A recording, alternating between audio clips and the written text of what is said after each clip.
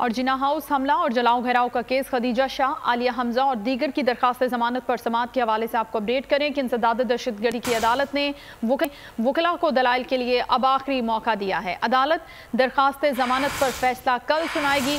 फाजिल जज खातून की दरखास्त जमानत पर एक साथ फैसला सुनाएंगे, ये कहा गया है। मेयर कराची के इंतखाब की जंग, बोल ने फिर छोड़ दिया सबको पीछे।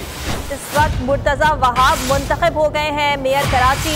ये ऐलान कर दिया गया है बाकायदा तौर पर। अब सरकारी तौर पर मुर्तजा वहाब मेयर कराची मुंतखब हो गए हैं। सहाफती रिवायत रखी बरकरार, बोल ने दिखाई सबसे बड़ी ट्रांसमिशन। और ये सब्जेक्ट था, मैंने आपको कहा कि नंबर गेम में जमात इस्लामी के पास नंबर पूरे नहीं है।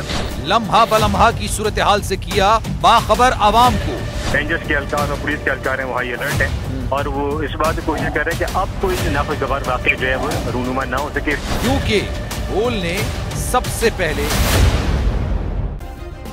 सब्सक्राइब करें और बेल दबाएं ताकि कोई खबर रह न जाए।